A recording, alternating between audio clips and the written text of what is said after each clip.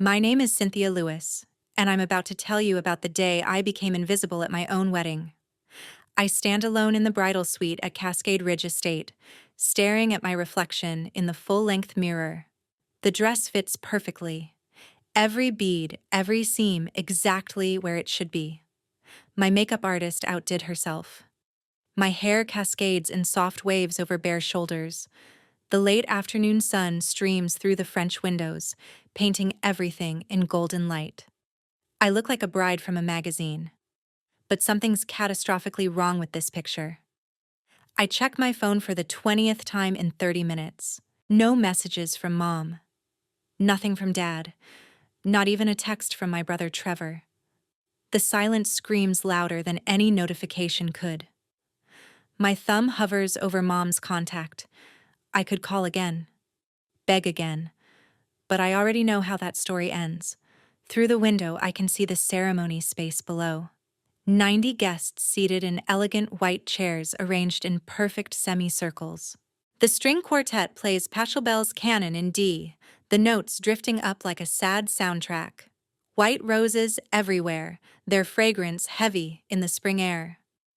The arch is covered in peonies and trailing ivy, exactly how I'd envisioned. And in the front row, 3 empty seats stare back at me like open wounds. 3 seats with reserved signs I'd written myself in careful calligraphy. Mother of the bride, father of the bride, brother of the bride. All empty. Here's what they don't tell you about being the invisible child. You can achieve everything, build everything, become everything. And still, the people who should see you most clearly will look right through you like you're made of glass.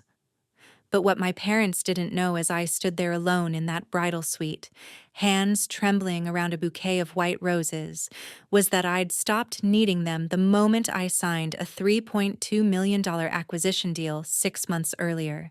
They had absolutely no idea what was coming.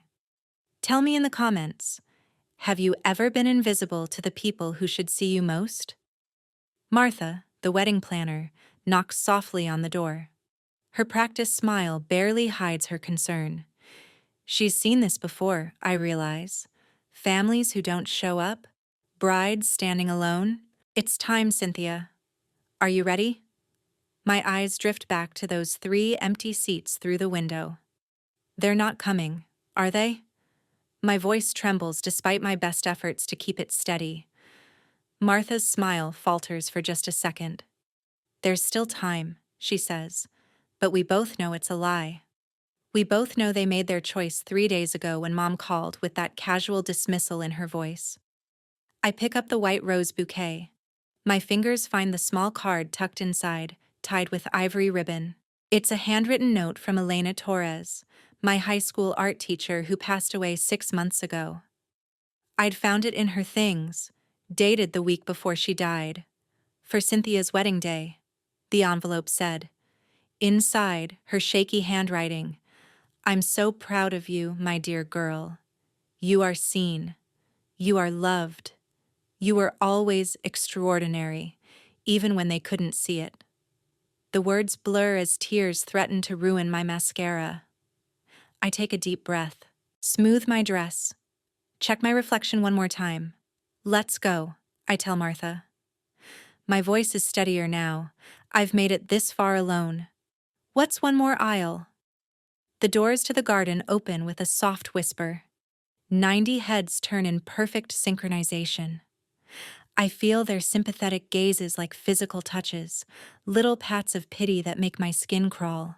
Some whisper behind cupped hands. Others offer encouraging smiles that only make the hollow feeling in my chest expand into something vast and aching.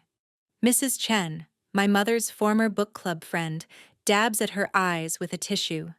Nathan's aunt reaches out to touch my hand as I pass. Sophia, my best friend and business partner, mouths, "You've got this," her own eyes shimmering with angry tears on my behalf. I force myself to walk, one foot in front of the other. Left, right, left, right. The aisle feels impossibly long. My focus narrows to Nathan waiting at the altar, his eyes steady on mine. brown and warm and completely certain. The love radiating from him is almost enough to push away the memory of my mother's voice 3 days ago, so dismissive it felt like a physical slap. "We'll try, sweetie. Trevor's firm has that investor event that weekend. It's really important for his career trajectory." Mom's dismissive tone had cut through the phone like she was declining a casual lunch invitation, not her only daughter's wedding. Like I'd asked her to attend some minor inconvenience rather than the most important day of my life. "I can pay for the flights," I'd offered, desperation clawing at my throat, making my voice crack. "The hotel, the rental car, everything. First-class tickets. Please, Mom, please just be there." There was a pause. I heard the television in the background, the murmur of Dad's voice. Then Mom sighed. That particular sigh that meant I was being unreasonable. "Caroline, you're not listening.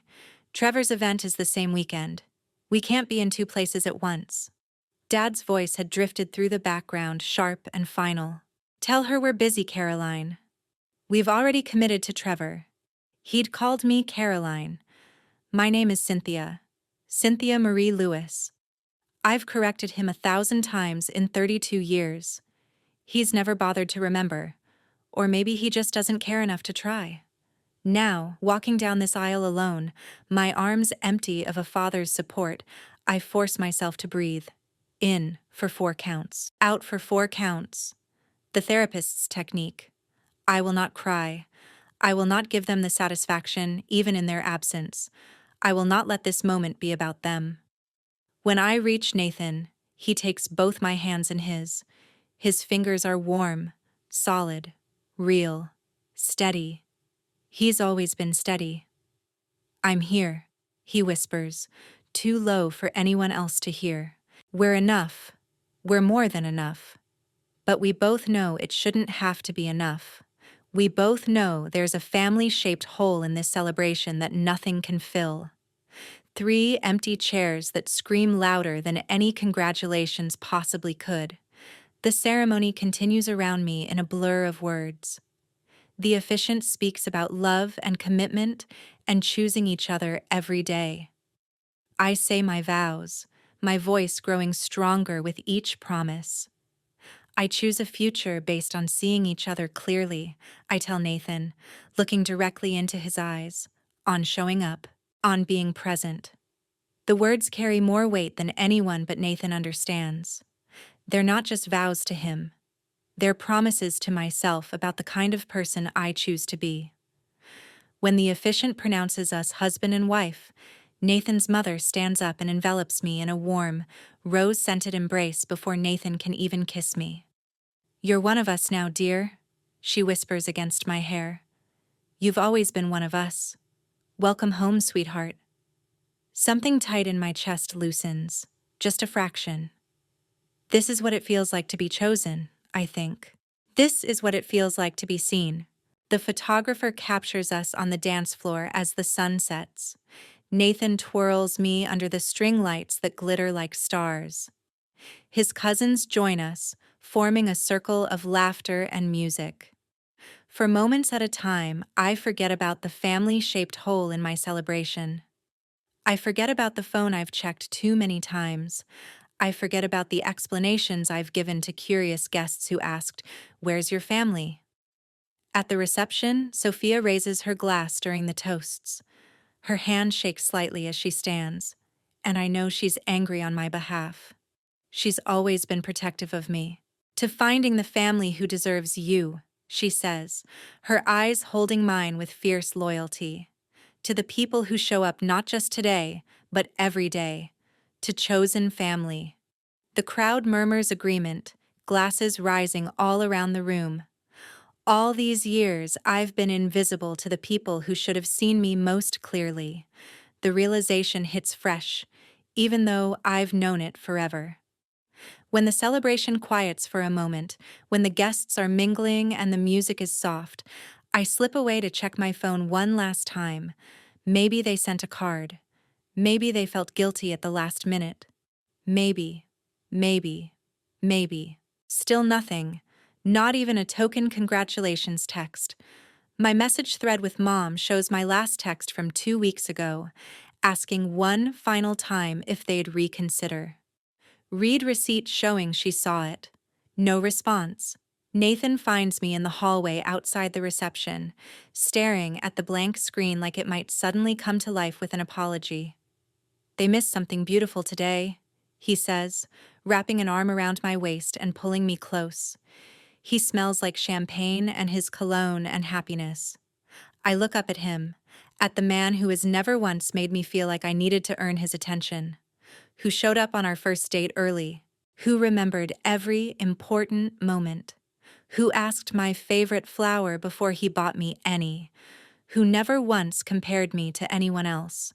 Their choice, I say, feeling lighter than I have in years, not my burden. I set the phone face down on the hallway table and leave it there for the rest of the night. For the first time, I almost believe it.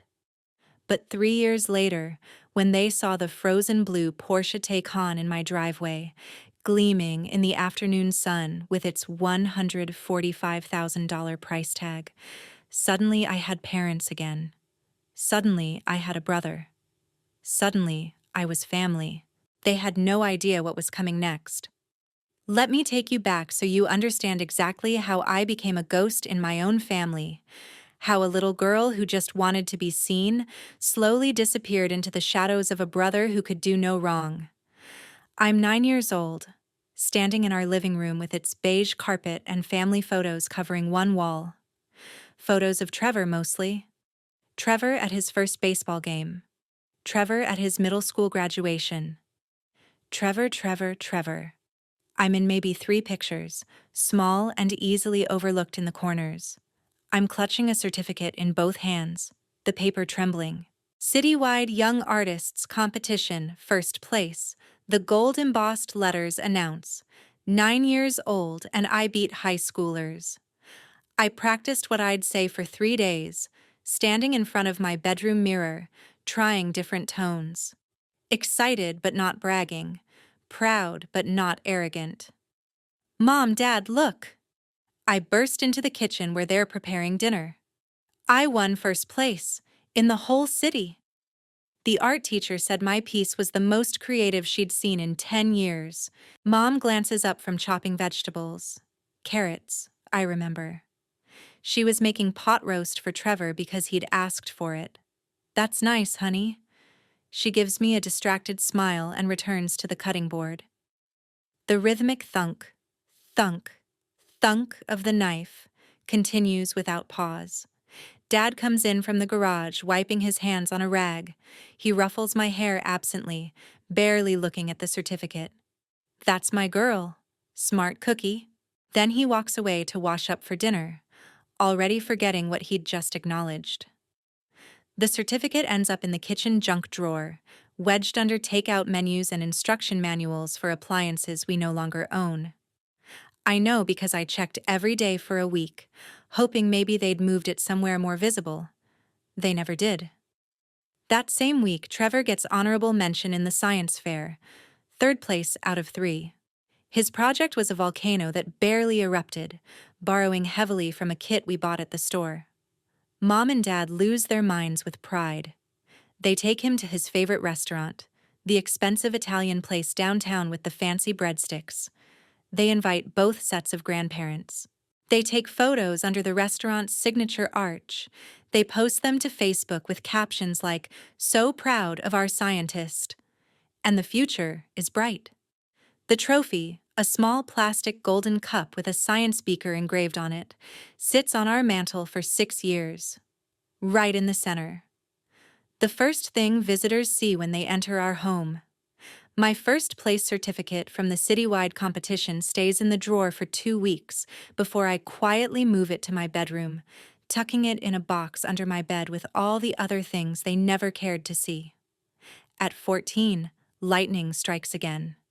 My design work, a digital illustration of a girl made of flowers, gets published in Teen Creative magazine, a full-page spread. They mailed me 5 glossy copies. I showed my parents the pages with trembling hands, my heart hammering so hard I thought they could see it through my shirt. Look, I'm published. My voice cracked with excitement. In a real magazine. They said my work shows exceptional maturity and vision. Victoria barely looked up from her laptop where she was organizing Trevor's debate tournament schedule. Don't let this distract you from real schoolwork, Caroline. Art is fine as a hobby, but you need to focus on practical skills. My name is Cynthia, I whispered. But she was already back to her color-coded spreadsheet. David was more direct. He set down his coffee mug with a decisive clink. Trevor's debate team needs new equipment, he said, like he was explaining a business decision. Microphones, timers, research software. We're prioritizing that right now. Art supplies can wait. But I didn't ask for art supplies, I said quietly. I just wanted you to see. We see, he said, but his eyes never left his tablet. We're very busy, Caroline. Trevor's competing at state level this year. It's a crucial time. That night, I heard them talking in the kitchen. I'd come downstairs for water and froze on the bottom step when I heard my name. Why can't she be more like Trevor? Mom said, her voice carrying that edge of frustration she always had when discussing me. He focuses on what actually matters. Real achievements, not just doodling. She's always been different, Dad replied. Independent. She doesn't need us the way Trevor does. He needs guidance, structure, support. She'll be fine on her own. I learned something important that night, sitting on that bottom step in the dark with an empty glass in my hand. Independence wasn't a compliment. It was an excuse to ignore me, an excuse to pour everything into Trevor while I raised myself in the shadows. At 17, I earned a full scholarship to the Pacific Northwest College of Art and Design. Full ride, 4 years, everything covered. Tuition, room, board, even a stipend for supplies. I was one of 15 students in the country to receive it. It was the biggest achievement of my young life. The acceptance letter came on a Tuesday. I held it in shaking hands, reading it over and over, unable to believe it was real. Then I ran downstairs to show them, to finally get that look of pride I'd been chasing my whole life. They were planning Trevor's graduation party. Graduation from high school with a 3.2 GPA and no college scholarships, no special honors, no real direction. But he was graduating, and that meant a party. I got the scholarship. I burst into the dining room where they had seating charts spread across the table. Full scholarship to PNCA. Do you know how competitive that is? Mom looked up, vaguely annoyed at the interruption. That's wonderful, dear. Can we discuss this later? We need to finalize the caterer. Later never came. The scholarship ceremony was on a Saturday afternoon, a beautiful event at the college, with the dean speaking and the donors present, and 15 families celebrating their exceptional children. Elena Torres, my art teacher, sat beside me in one of the chairs marked for family. Your parents couldn't make it? She asked gently when it was clear no one else was coming. I shook my head, not trusting my voice. They're at Trevor's graduation party, I finally managed. For finishing high school with mediocre grades. Elena took my hand in hers. I'm so proud of you, she said, and there were tears in her eyes. Don't let anyone make you feel small for being extraordinary. You hear me? You are extraordinary, Cynthia, even if they're too blind to see it. She took me to dinner that night at a nice restaurant downtown.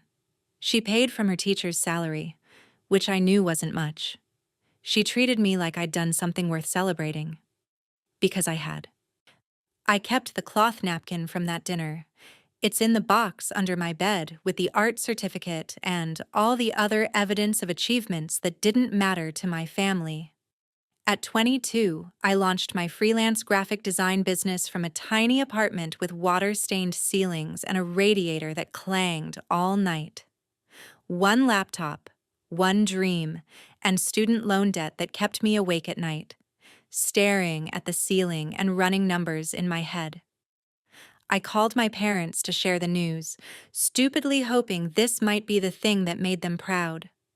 "I'm starting my own business," I said into the phone, unable to keep the excitement from my voice. "My first client is a local nonprofit, and I've got 3 more prospects lined up. I'm really doing this." "That's ambitious," Mom said in the tone she usually reserved for discussing questionable life choices. Like when the neighbor's kid dropped out of college to join a band. "Are you sure that's wise? Freelancing is so unstable." That same year, the same month actually, Trevor got $200,000 from our parents for a commercial real estate venture. Seed money, Dad called it. Investment in our son's future. I found out from Grandma, who mentioned it casually at Thanksgiving. "Such a generous gift your parents gave Trevor. He's so lucky to have such supportive parents." 200,000. I nearly choked on my green beans. When I asked about it later, Dad was matter of fact. "Trevor's opportunity is time sensitive," he explained. "Commercial real estate waits for no one. Besides, you're always so independent, Caroline. You'll figure it out. You always do." I asked for a $5,000 small business loan once. Just 5,000. I had a business plan, financial projections, everything professional and organized. Dad looked at me like I'd asked for a kidney. "We just don't have that available right now," he said, not meeting my eyes. 2 months later, they gave Trevor another 80,000 to cover his down payment on a luxury condo. I did figure it out. Alone. Late nights hunched over my laptop, eyes burning from screen glare. Ramen dinners 4 nights a week. Hustling for every single client, teaching myself skills from YouTube videos and online courses I paid for with credit cards. Building something from absolutely nothing while they poured hundreds of thousands into Trevor's mediocre ventures. 5 years later, my agency had 15 full-time employees and a client roster that included Fortune 500 companies. We'd won industry awards. I'd been featured in business magazines. Margaret Foster, a tech CEO, gave me my first major contract worth $2 million. She believed in me when my own parents wouldn't invest $5,000. I called them after signing that deal. My hands shook as I dialed, that old desperate hope still alive in my chest like a stubborn weed that wouldn't die. "Mom, Dad, I have incredible news. I just signed a $2 million contract with Foster Technologies. It's going to double my company size." Mom answered with a distracted, "Oh, that's wonderful, dear." Then, without missing a beat, "Now about Trevor's situation. His twins' private school tuition is coming up, and we were wondering if you could help co-sign a loan. Maybe contribute? You're doing so well." Not congratulations. Not, "I'm proud of you." Not tell me everything about this amazing achievement. Just, "What can you do for Trevor?" I hung up without answering, stared at my phone for 10 minutes. Then I did something I should have done years earlier. I stopped hoping they'd change. Meanwhile, Trevor's entire lifestyle was supported by our parents draining their retirement savings like an open wound that wouldn't stop bleeding. The 4-bedroom house in the expensive neighborhood with the good schools. The twins' $35,000 per year private academy. The country club membership that Jessica used for her social climbing. The luxury lease vehicles that got upgraded every 2 years. All funded by Mom and Dad slowly dismantling everything they'd built for their golden years. My success? They never mentioned it. Not to relatives, not to friends, not on social media where Mom posted daily. I existed in their world only as Trevor's shadow, the daughter who was doing fine on her own, the one who didn't need them because she'd never been given a choice. 3 months before my wedding, I hand-delivered the invitation to their house. I'd spent weeks designing it myself, heavy cardstock with our initials in raised gold lettering, custom calligraphy, a small pressed flower sealed inside. Every detail chosen with care. I wanted to hand it to them personally, to look in their eyes. to make this moment matter. "We'll try, sweetie," Mom said, barely glancing at the elegant script. "Trevor's firm has that big investor event that weekend. It's really important for his partnership track." "It's my wedding," I said quietly, my voice barely above a whisper. "Please, I'll pay for everything.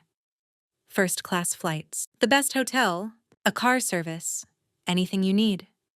Just, please, be there." Dad looked up from his newspaper just long enough to dismiss me with a glance. "Trevor's career is at a crucial stage right now.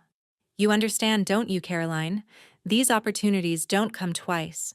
"Cynthia," I corrected for the 1,000th time in 32 years. "My name is Cynthia Marie Lewis." He waved his hand in the air like he was swatting a fly. "You know what I mean. Don't be so sensitive." Trevor walked through the living room at that moment, probably eavesdropping the whole time. He smirked at the wedding invitation in Mom's hand. "It's just a wedding, Cindy. People do it every day. You're being dramatic. Stop making everything about you." I left that house knowing with absolute certainty they wouldn't come. But some desperate, stupid part of me kept hoping anyway. That's what trauma does. It makes you hope for things you know will never happen. That hope died 3 days before the ceremony when Mom called, her voice breezy and casual. "Cynthia, we can't make it to the wedding. Trevor really needs us at that investor event. His whole future could depend on making the right impression. You understand? My wedding isn't important?" My voice cracked despite my best efforts to stay calm. "Don't be like that. You know what I mean? Don't be difficult. This is just how life works sometimes." I hung up without saying goodbye, sat on my couch for an hour, staring at nothing. Then I started planning something they'd never see coming. What they didn't know was that Elena Torres had passed away 6 months earlier. Peaceful in her sleep, surrounded by her paintings and memories of students she'd loved. She left me $500,000 with specific instructions in a handwritten letter. "Give girls what I gave you," she wrote in shaky script. "Someone who sees them when their own families can't be bothered to look. Someone who believes in them when no one else will. Be there, Elena, my dear Cynthia. It's the most important thing you'll ever do." I matched her gift with $1.5 million of my own money. Created the Torres Arts Initiative. Hired lawyers to secure legal structures my family could never touch. Built something meaningful from all that accumulated pain, and I documented everything. Every ignored achievement in a locked filing cabinet. Every missed milestone saved in dated folders. Every dismissive comment recorded in voice memos. Screenshots of ignored texts. Saved emails that showed years of one-sided communication. A paper trail of invisibility that would protect what I was building. They thought I was weak, desperate for their approval. The daughter who had always come crawling back, hoping for scraps of attention. They had no idea I'd been getting stronger every single day they ignored me. Every missed event was another brick in the foundation of my independence. Every dismissive comment was fuel for my determination. I was building something they couldn't touch. Something they couldn't take credit for. Something that was entirely, completely mine. 2 years after the wedding where I walked alone. 2 years of silence from my family, so complete it was like they'd died. Except I knew they hadn't. I saw Mom's Facebook posts. Trevor's Instagram stories. They were alive and well. Just not for me. Then I bought the Porsche, and everything changed. I didn't need it. My 5-year-old Honda Accord ran perfectly fine, but I wanted it. Wanted the feeling of sliding into leather seats. Wanted the power under my foot. Wanted something beautiful and expensive and completely unnecessary. Wanted to own something that screamed success. Frozen blue metallic Porsche Taycan. $145,000. I test drove it twice before deciding. Nathan came with me the second time. "You sure about this?" he asked, running his hand along the sleek hood. "It's a lot of money." I've earned it, I said simply. And for the first time in my life, I want something extravagant. Something just because I can. He kissed my forehead. Then get it. I posted a single photo to Instagram. The car gleaming in my driveway, afternoon sun making the blue metallic paint look almost liquid. My caption was simple: dreams built on my own terms. No explanations, no justifications, just fact. Hashtags, self-made. No validation needed. Built, not given. I didn't post it for them. I posted it for me. Proof that I'd arrived somewhere they said I'd never reach. Proof that independent Caroline was doing just fine without them. 48 hours later, my phone rang at 7:43 p.m. on a Wednesday. Mom calling flashed on the screen. I stared at it like it might be a trick. A hallucination brought on by stress. Nathan looked up from his book. You going to answer that? I don't know, I said honestly. 2 years of silence and now this. I answered on the sixth ring, right before a voicemail would have picked up. Hello? Cynthia. She actually used my correct name. The surprise almost made me drop the phone. This must be serious. We need to talk. Family meeting tomorrow at 2 o'clock. Don't be late. Family meeting? I repeated, disbelief sharp in my throat like broken glass. After 5 years of total silence, you're calling about a family meeting? This is important, Caroline. Cynthia. Her voice carried that particular blend of authority and urgency she reserved for real crises. Financial issues? We need to discuss it as a family. All of us together. In the background, I heard Dad's voice, sharp and commanding. Tell her it's important. Tell her Trevor needs her. What's important? I asked, hearing my own bitterness coat every word. My wedding wasn't important. My business success wasn't important. My entire life wasn't important. What exactly matters now? Mom's voice tightened, that edge of steel entering it. It's complicated. We'll explain everything tomorrow. 2 o'clock sharp. Our house. Don't make us wait. She hung up before I could respond, just ended the call like she'd completed a task. Check. Called the disappointing daughter. Done. I sat there holding my dead phone, my stomach churning. Nathan set his book aside and came to sit beside me, pulling me close. What do you think this is about? He asked quietly. The Porsche, I said flatly. They saw it. They know about my success. And now suddenly, I'm family again. You don't have to go. Yes, I do. My jaw tightened with determination. I need to see this. I need to look them in the eyes and see what they really want after all this time. That night I barely slept. I kept thinking about that wedding day, the way 3 empty chairs sat in the front row like accusations, the pitying looks from guests, Nathan's mother whispering, "You're one of us now," the way my heart broke and healed and broke again all in one afternoon. I thought about every birthday they forgot, every achievement they dismissed, every time Trevor got what I never could, their attention, their pride, their money. And now, they wanted something from me. The next morning, I dressed like I was going into battle. Navy suit. The one I wore when signing the acquisition deal. The one that made me feel powerful.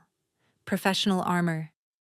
Hair pulled back in a sleek bun. Minimal jewelry except for my wedding ring and Elena's vintage watch she'd left me. I slid into the Porsche, the leather seat cool against my back. The drive to my childhood home took 40 minutes on the highway. 40 minutes to remember everything. The debate trophy on the mantle and my art award in a drawer. The college scholarship ceremony they skipped for Trevor's mediocre graduation party. The wedding invitation I hand-delivered that they crumpled with indifference.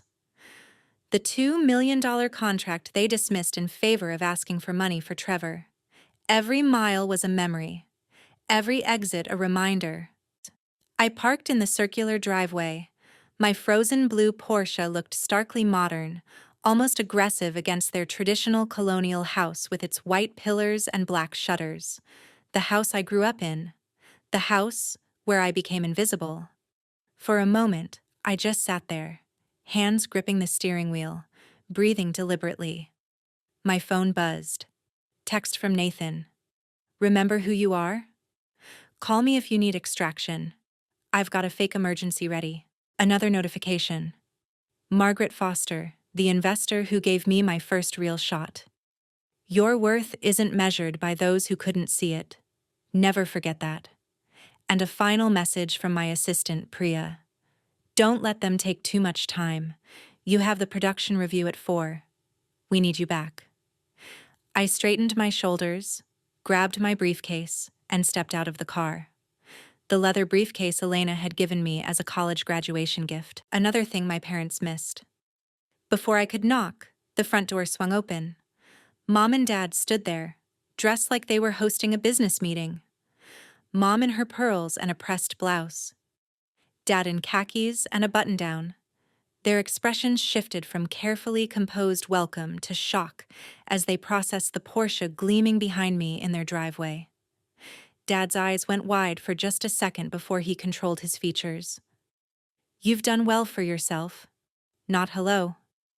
Not, it's been too long. Not we've missed you. Just an assessment of my financial worth, like I was a stock he was considering. Yes, I replied simply. I didn't elaborate, didn't explain. Just let that single word hang in the air between us. They led me through the house. Nothing had changed. Same beige carpets, same family photos on the walls, still mostly Trevor. The debate trophy still on the mantel, though dustier now. My presence had been scrubbed from this space years ago. In the dining room, Trevor and Jessica already sat at the table. Trevor looked older, stress lines carved deep around his eyes and mouth. His expensive shirt was wrinkled at the cuffs. Jessica's designer clothes couldn't hide the tension in her shoulders, the way her hands clutched her phone like a lifeline. Caroline, Trevor said, nodding once. He still couldn't get my name right after 35 years. Or he could, and just chose not to. I'd never figured out which was worse. Let's get straight to business, Dad said, pulling out financial folders and spreading them across the mahogany table. Time-sensitive matters to discuss. I remained standing, my briefcase gripped in both hands. The only outward sign of the turmoil beneath my professionally calm exterior. No, I said quietly but firmly. First, I'd like to know why I'm suddenly important enough to include in family discussions after being excluded from everything else for 5 years. After missing my wedding. After years of silence. Mom and Dad exchanged glances, the kind of wordless communication long-married couples develop. Trevor shifted uncomfortably, his chair creaking. We can discuss that later, Mom said, her voice slipping into that dismissive tone I knew too well.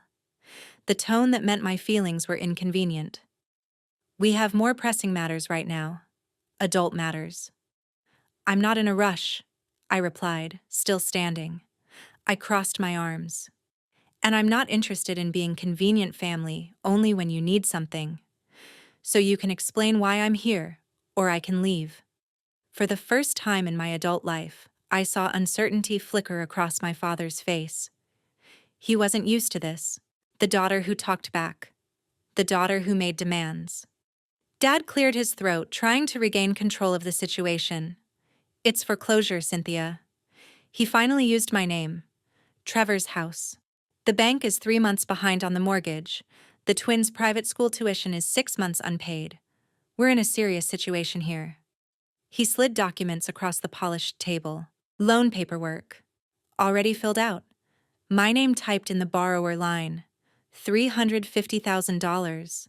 They'd prepared this before I even agreed to come. The presumption stole my breath. You need to help your brother, Mom said, her voice catching with practiced emotion, real tears gathering in her eyes. Think about your nephews, Cynthia. They're just children, innocent children. They shouldn't suffer because of temporary financial difficulties. Trevor leaned forward, his voice taking on that edge of desperation mixed with entitlement. We're family. That's what family does. When one of us succeeds, we help the others.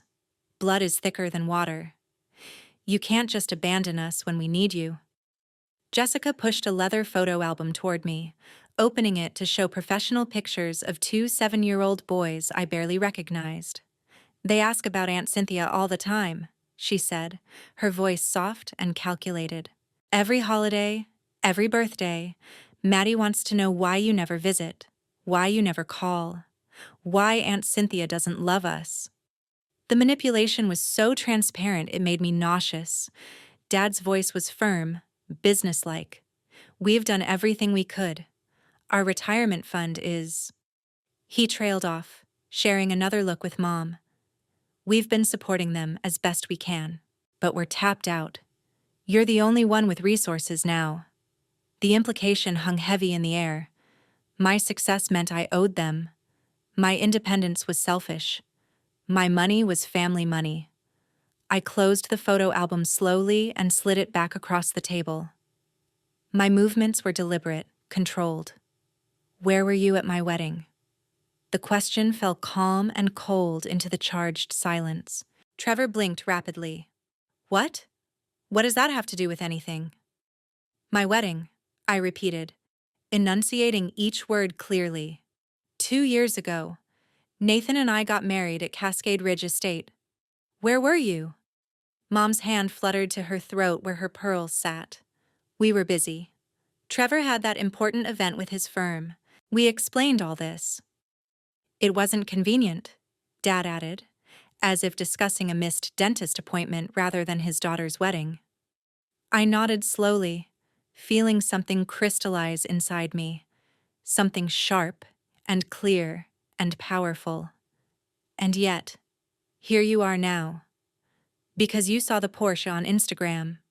You saw evidence of my success. You only contacted me because you need money. Trevor's face flushed red, veins standing out on his forehead. That's not fair. Don't twist this into something it's not, isn't it? I sat down for the first time, but my posture remained steel. I built everything alone. Every scholarship that paid for school. Every client I hustled to get. Every late night working while you were posting vacation photos from trips Mom and Dad funded. Where were any of you? Dad's eyes narrowed dangerously. What's that got to do with the current situation? We're talking about family helping family, not rehashing ancient history. Everything, I said. I folded my hands on the table, mirroring his posture. You're asking me for $350,000. I'm asking you to explain why I should. Make your case. Convince me. Trevor slammed his hand on the table hard enough to make the folders jump. You always had to prove something, always showing off how smart you were, how creative, how special. Some of us were just trying to live normal lives without your constant need for attention. Dad's hand settled on Trevor's shoulder, calming him. Your brother had more potential, he said to me, like this explanation made perfect sense. We had to nurture that, support his trajectory. You were always so independent, so capable. You didn't need us the way Trevor did. Mom's voice cracked with tears. We're still your parents, Cynthia. Despite everything, despite time and distance, blood is blood. You can't just cut off your family. You were parents in title only, I said, my voice steady as bedrock.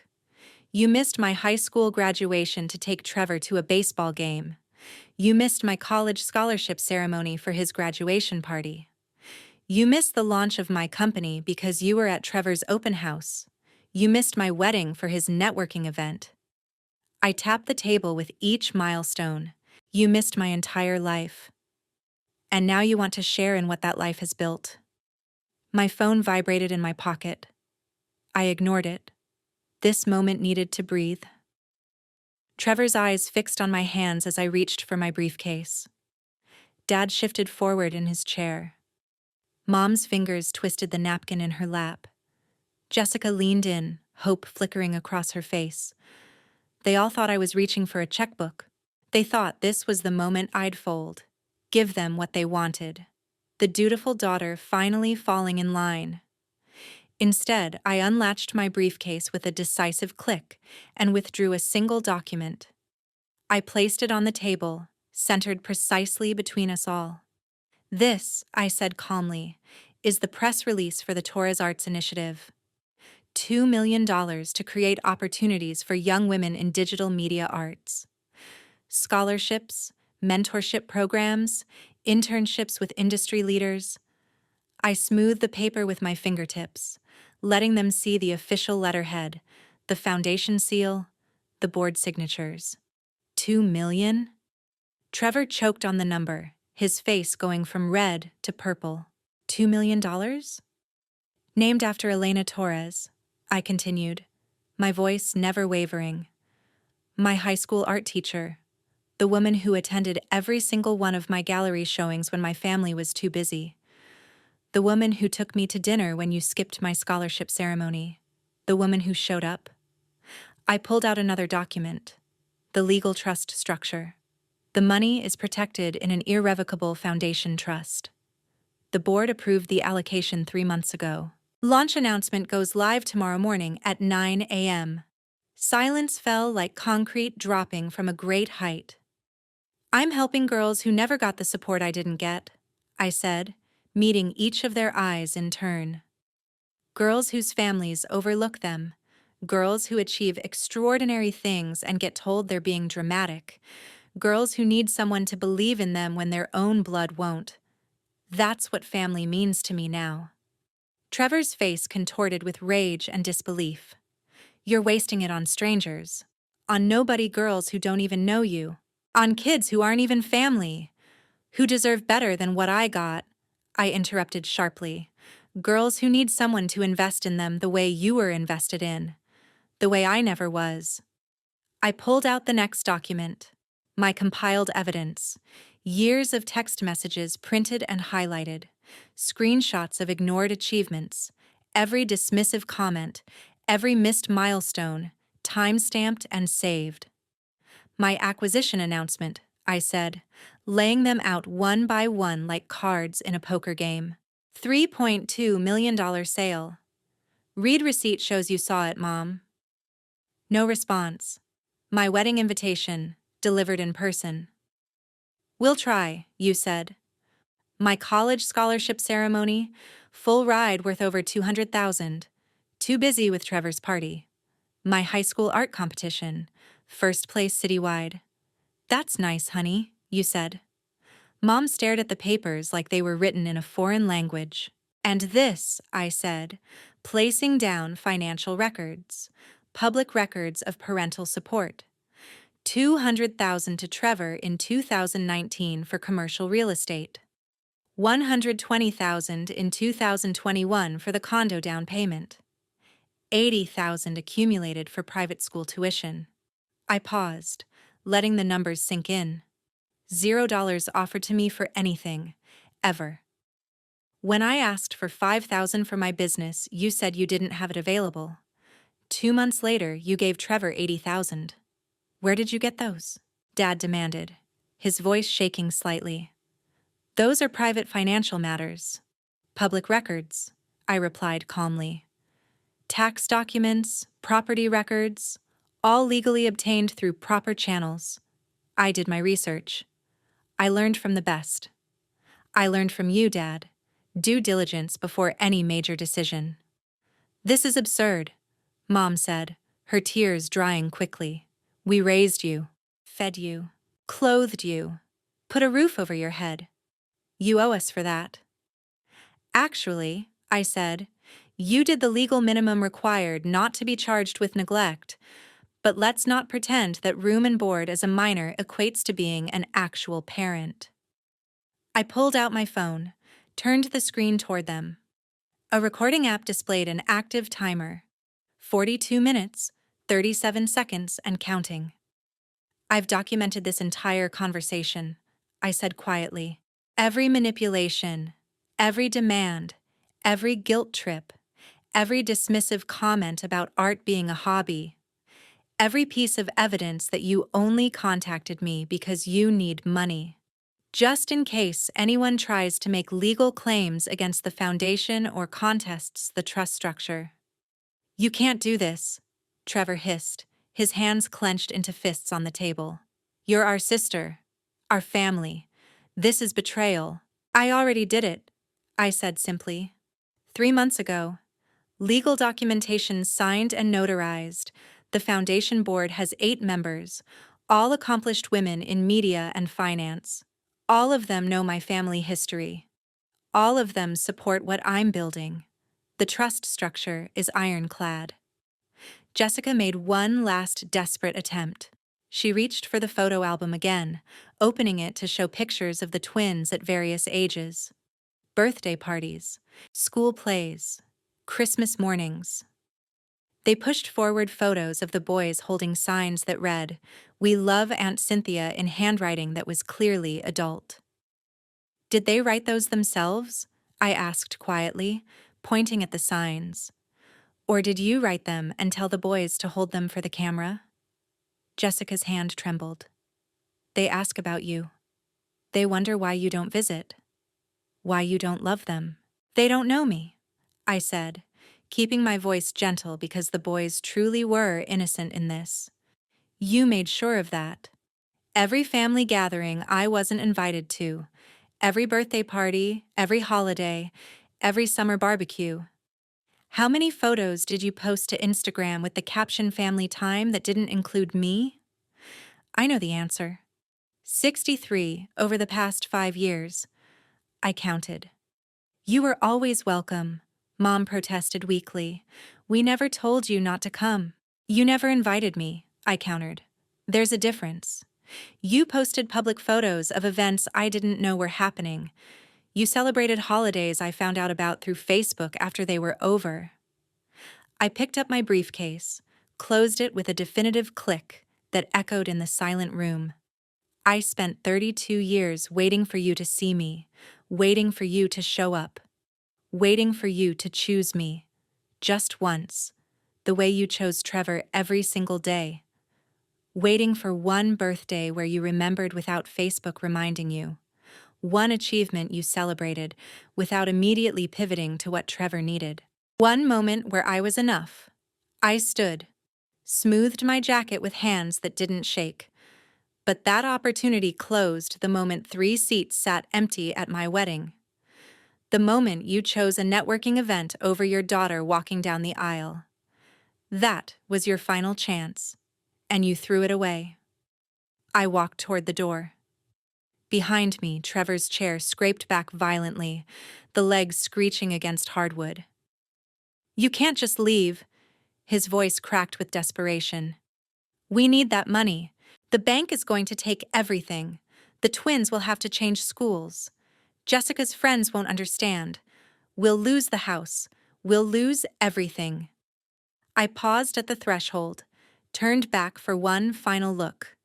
My hand rested on the doorknob. No, Trevor. What you needed was to show up. At my school plays where I had speaking roles. At my art exhibitions. At my high school graduation where I was valedictorian. At my college scholarship ceremony. At my wedding where I walked alone down the aisle. At any single moment in my entire life. I opened the door. Fresh air rushed in, cool and cleansing. But that chance is gone. That door closed. And unlike you, I lock my doors when I close them. The door shut behind me with a soft click that sounded like freedom. I walked to my car without looking back. Slid into the leather seat. Started the engine, the Porsche purring to life with barely a sound. In the rearview mirror, I saw Dad standing in the doorway, looking older and smaller than I'd ever seen him.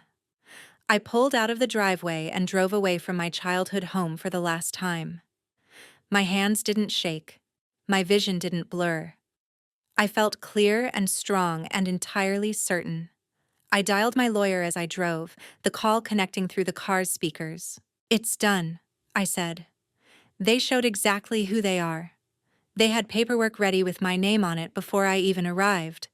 They attempted emotional manipulation using children. Everything's recorded. The restraining order paperwork is ready to file, she replied. Any attempt at workplace harassment, and we file immediately. I'll also send the cease and desist letters via certified mail tomorrow. They get one warning to leave you alone.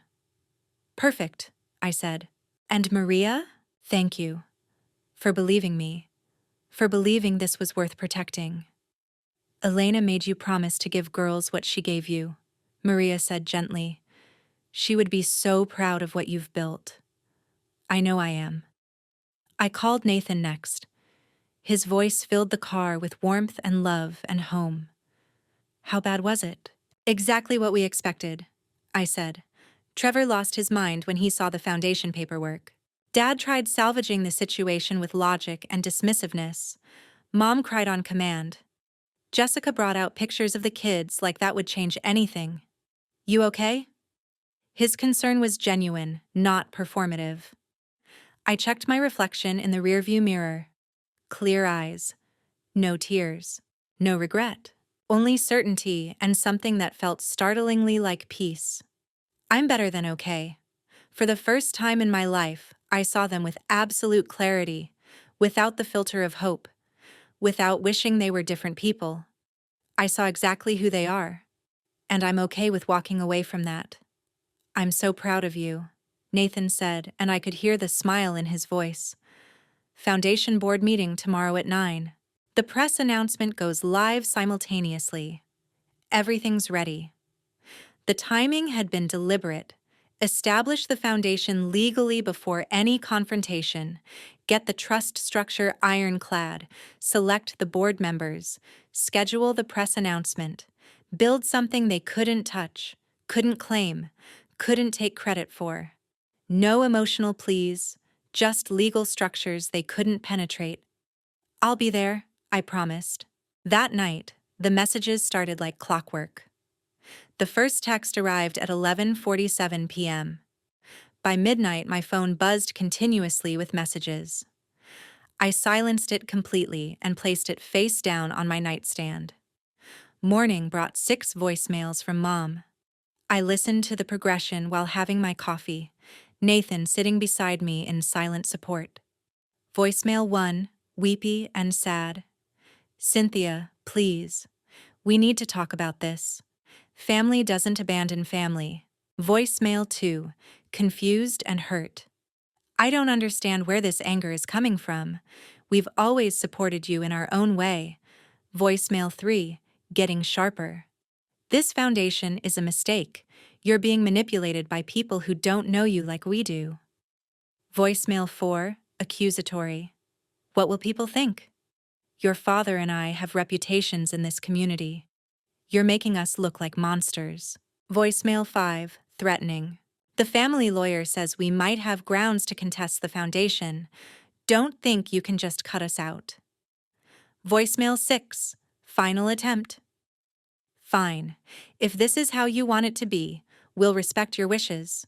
But don't come crying to us when you realize your mistake.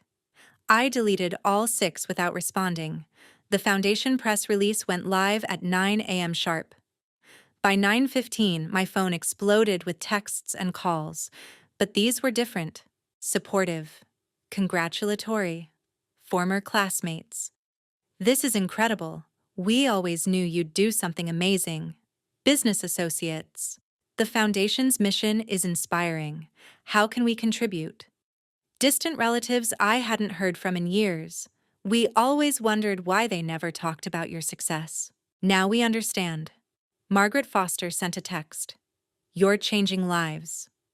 Elena would be so proud. I'm proud. Keep going. Trevor called my business associates trying to discredit me. They refused to engage, citing ethical boundaries. Dad tried contacting Nathan's uncle to mediate. Uncle George politely declined to interfere in our marriage or my business decisions. Mom attempted to turn her book club against me. Several members reached out privately to say they supported my decision. The Portland Business Journal requested an interview within 2 hours of the press release. I agreed with crystal clear parameters. We'll discuss the Foundation's mission, Elena's legacy, and the importance of mentoring underrepresented artists. Nothing about family dynamics unless directly relevant to the Foundation's purpose. The reporter, Delia Warren, was sharp and perceptive. She asked the question I knew was coming. Your family must be very proud of this initiative. I could have dodged, could have redirected to safer territory. Instead, I met her eyes directly, the recording device between us capturing every word. My success was built without family support.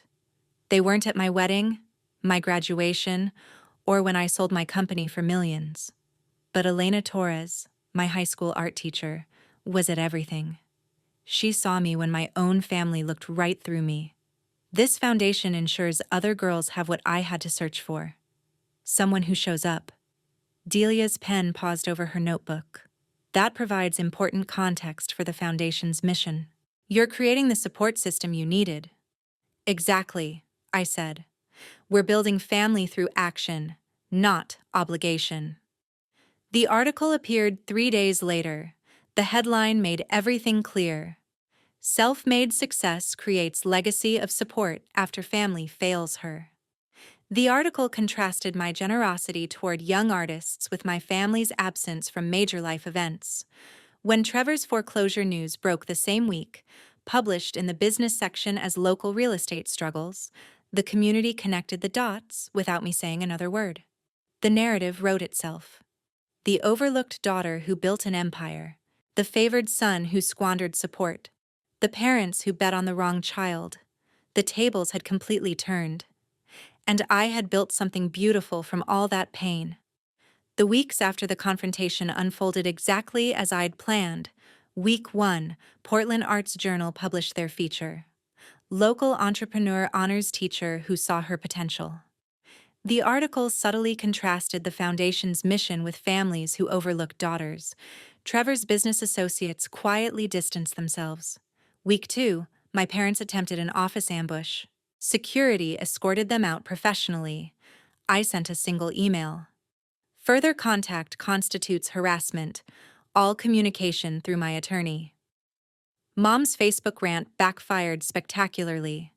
Former classmates commented, "We remember when they missed your wedding." Week 3, Trevor's foreclosure became public record. The twins transferred to public school. Jessica's social media went dark. Dad's attempts to contact my investors failed completely.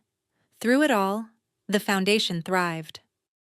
Maya Harrison, our first scholarship recipient, reminded me so much of myself. 17 years old, extraordinary talent, family that couldn't see it. Her application essay said, "My parents don't understand why art matters, but it's how I breathe." I mentored her personally, taught her the business side of creative work. Everything I'd learned alone, she'd learn with support. 6 months later, Maya had her first gallery showing. I sat in the front row with flowers, just like Elena Torres once did for me. "This is what showing up looks like," I whispered. 3 scholarship recipients now, a mentorship program launching, workshops on building success without traditional support. Young women who saw themselves in my story, finding their voices. Thanksgiving arrived. Nathan and I hosted dinner at our home. Not my parents' house with its heavy silence and unspoken resentments. Our home, filled with people we chose. Guest list: Sophia Chen, Nathan's family, Margaret Foster, the scholarship recipients, Elena's daughter. Laughter bounced off the walls. Genuine conversation flowed without judgment's undercurrent. Nathan raised his glass. To the family we choose, to the love we build deliberately. Everyone drank to that. Meanwhile, at the Lewis house, forced gathering, Trevor's bitterness, Jessica's anxiety, an empty chair where I would have sat. Nobody mentioned it. My therapy session with Dr. Rebecca Walsh brought clarity. "Do you think they understand now what they lost?" she asked. "I think they understand they lost access," I said carefully. "I don't know if they understand they lost me." "And is that your burden?" "No. The word came easily. Not anymore. How does that feel? Like freedom. Like I can finally breathe. 1 year later, the Foundation's first annual gala at the Portland Art Museum changed everything. I took the stage in an elegant navy gown. 200 donors, artists, supporters filled the room. Scholarship recipients' work displayed around the gallery. Nathan in the audience, pride radiating from his smile. A year ago, I stood at a crossroads between obligation and authenticity. I began. I chose authenticity. These young women behind me represent that choice. Voices that deserve to be heard, talents that deserve to be nurtured, potential that deserves to be seen.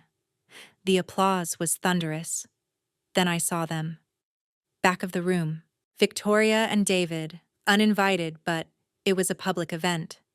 They watched their daughter command respect from 200 people, saw the tangible impact of success they'd ignored.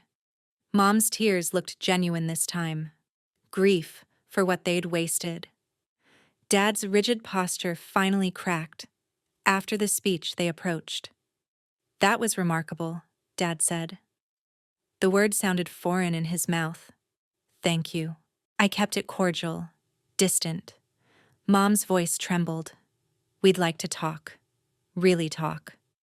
I considered them, these people who gave me life but never saw it. "Maybe," I said finally, "after you've both spent time in family therapy, when you're ready to listen without needing something. My attorney has my availability." They left without argument. First time they'd accepted my boundary. Later, Maya and I stood before a scholarship recipient's photography exhibit. "Your parents were here tonight," she observed. "I know. Do you think they finally get it?" I considered the question. I think they're starting to. But that's their journey now, not mine.